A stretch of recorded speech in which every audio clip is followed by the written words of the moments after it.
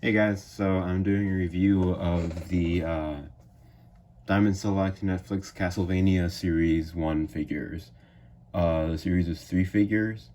It's Sypha, Alucard, and Trevor, based on their Season 1 looks. Maybe Season 2, I guess, maybe more appropriate. Sypha definitely looks Season 1-ish, and Trevor has like the Season 1 costume, but we don't get too much Alucard in Season 1, so I don't know if he had the jacket by the end of that season. Anyway, these figures, they've been out for a little while now, but a lot of people are just starting to get them with everything going on in the world. I guess their distribution was a little slow. You can find them on GameStop for about $20 each. I do recommend paying them for that price. Originally, these were going to retail for the Diamond Select like $27 new price point, but I guess something changed along the way.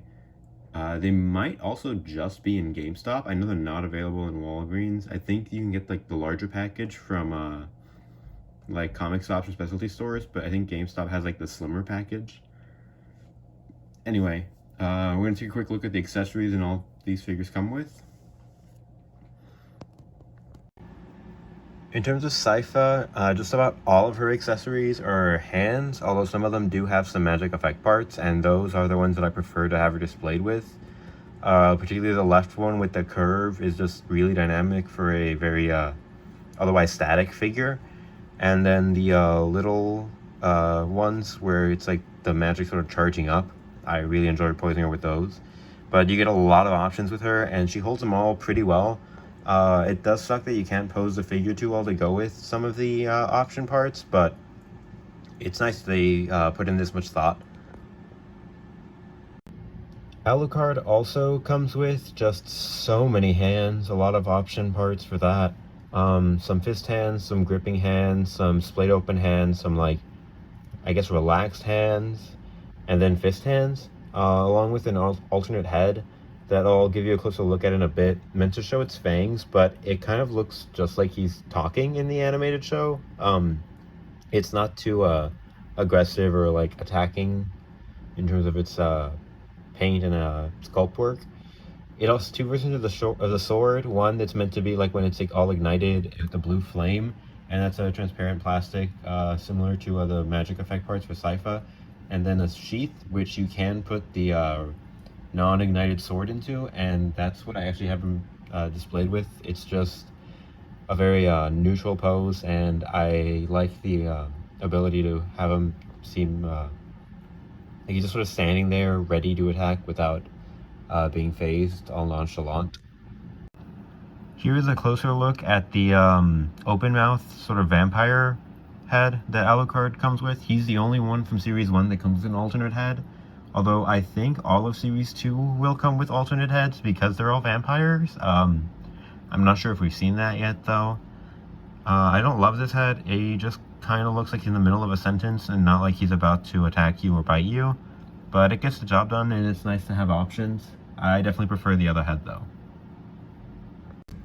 And lastly, there's Trevor in terms of accessories, who comes with two different whips, the sort of standard whip from Season 1 and then the Morningstar whip from Season 2. He comes with a long sword along with a sheath, or yeah, a sheath, maybe scabbard, I don't know sword terminology, that you can put it into, although I have that tied up into the figure, on the figure. And then a short blade, which can also go into its respective sheath. He comes with a lot of alternate hands.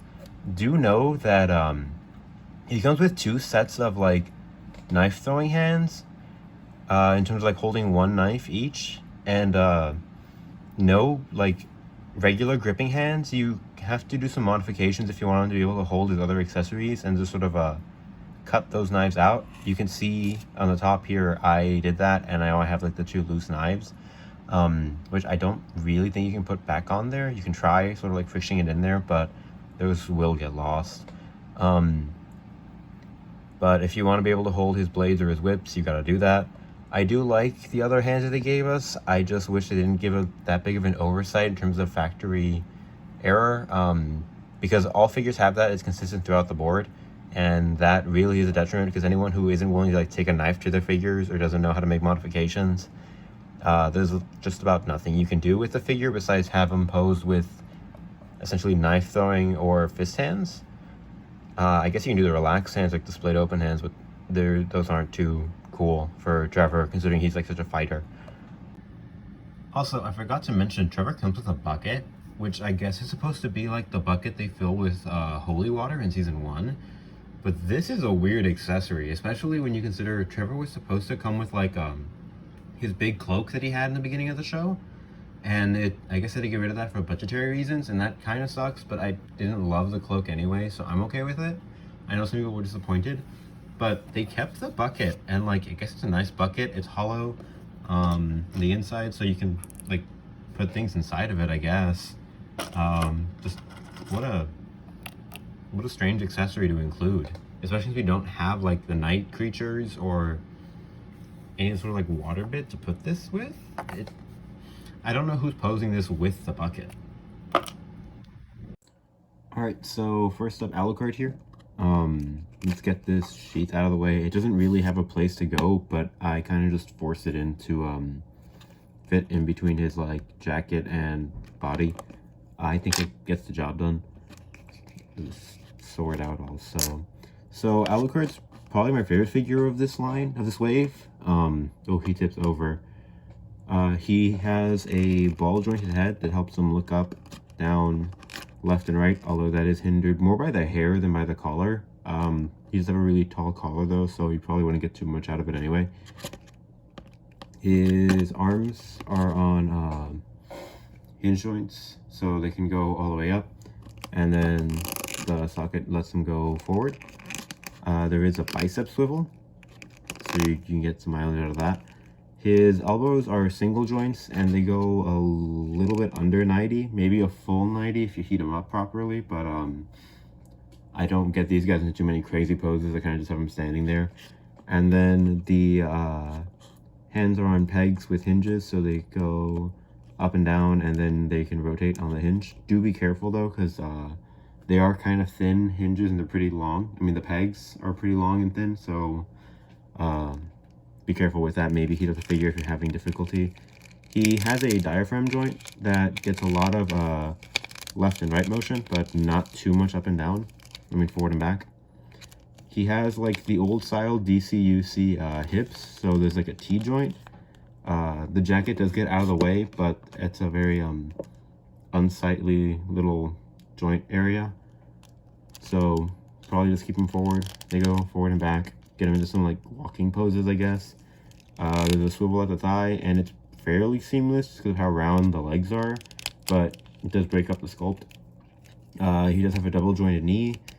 One joint's a lot less stiff than the other, but I'm sure you can get it. Do be careful. Diamond Select figures do tend to break.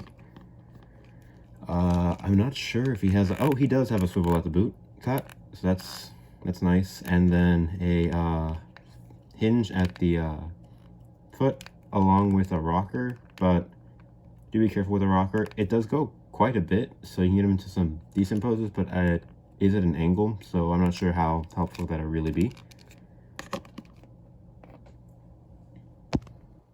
Up next is Sypha, who unfortunately is the weakest as an action figure.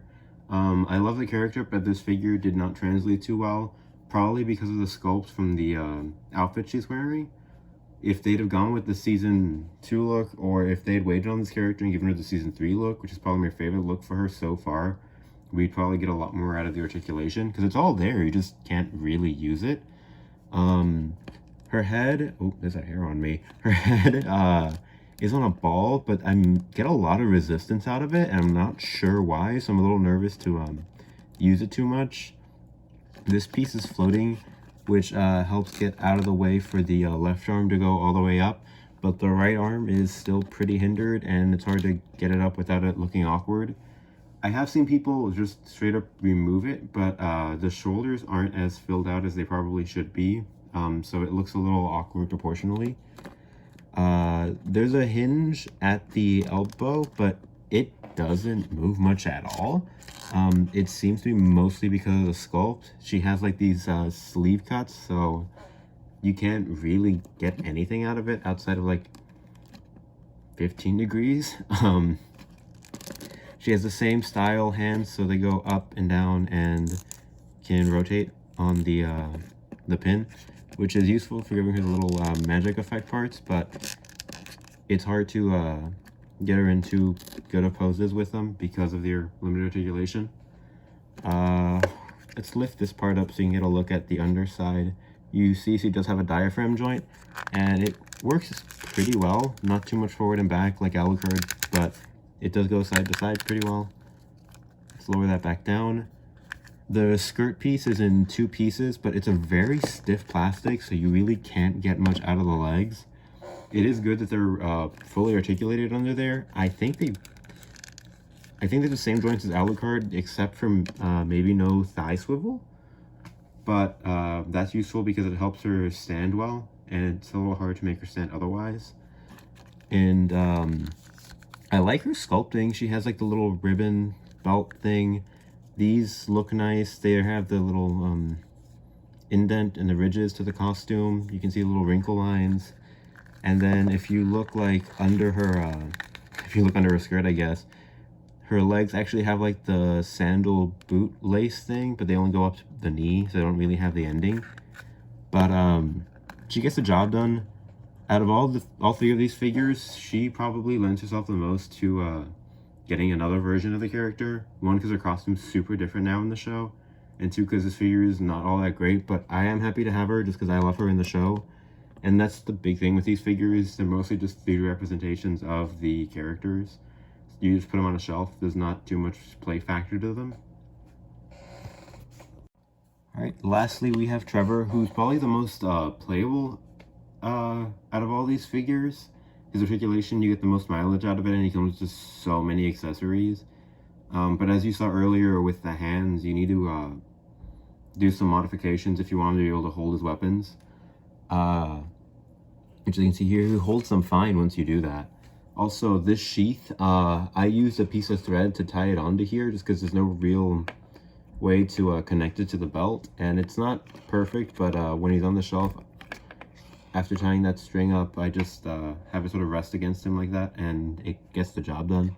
I enjoy it. And I also had a really hard time getting his whip to hold on to the little hook it's meant for.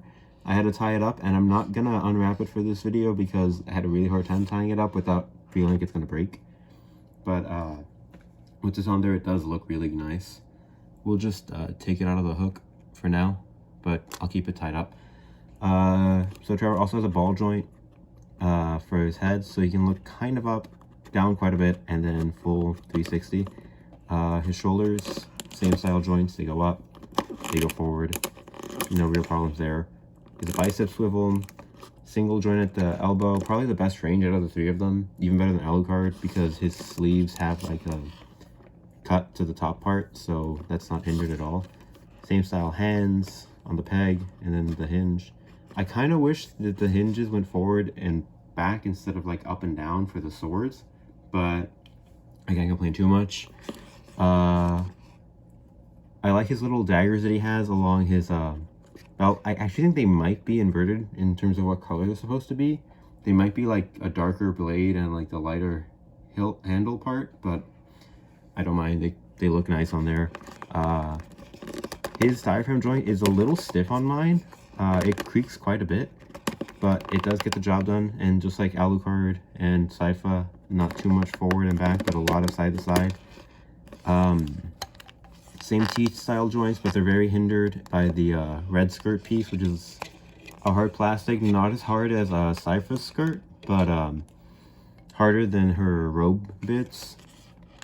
And then there's the thigh cut. His double jointed knees, very stiff, not too much you can do with them, but heat them up, you can get them down just fine. Swivel in the lower part of the boot, and then his hinge for his boots are really limited. I'm not sure if it's because of the sculpt or what maybe it's like the glue or the paint is dried up in there, but that was not too much out of that. I'm not sure if he does have a ankle rocker just like Alucard, and it's also at an angle, so not too much you can do with it, but you can probably get him in better poses than any of the other 3. but with Alucard having his big jacket and Sypha with all her robes, he's definitely the most fun to play with. He just has to be ready to do those modifications with his hands. So, do I recommend these figures? They are by no means amazing action figures. If you're looking for some great action figures or toys to play with, definitely do not recommend these. But as someone who really loves the Castlevania show, especially some of the later seasons that have been coming out, I just think the show's improving every season, and I definitely wanted to have some sort of physical representation of the show. These are definitely the best thing on the market right now. Diamond Select also putting out gallery edition statues, but those are really slow to come out, and so far there's only Trevor and Dracula, and that's not everyone who I'd want. We are getting a series 2 of action figures that include Dracula, Carmilla, and the Viking vampire from season 2. I think his name's Bloodford? I can't quite remember what they call him. Oh, is it Godsbane? Anyway, the Viking vampire, he's also included. I hope we get more waves of this line. I would love to see Hector and Isaac, preferably in like their like Dracula's court costumes, but whatever works. I really like those characters. I think they're definitely some of the stronger characters, and I hope to get them in action figure form. And maybe some of the other vampires in Carmilla's court. This show's great, and it deserves to have a good action figure line. And even though these figures are weak, I do love them. And if you're willing to make the modifications to Trevor, I think there's a lot that they can do with this line, and Trevor's a good example of that. So if you love Castlevania and want some kind of plastic representation, I recommend these over everything else, over the Funko Pops, over the Mario Select, over the Diamond Select Gallery editions. But if you're just looking for action figures, maybe pass up on these. I would still get them just because they have some great designs, but maybe I'm just biased because I love the show. Anyway, that's it for this review. Don't forget to like, comment, subscribe. I'll be posting more videos, action figure reviews, maybe some statue reviews, and then comics and manga reviews. I'll see you around. This has been the Sanctum Sanctorum Library, and have a great one.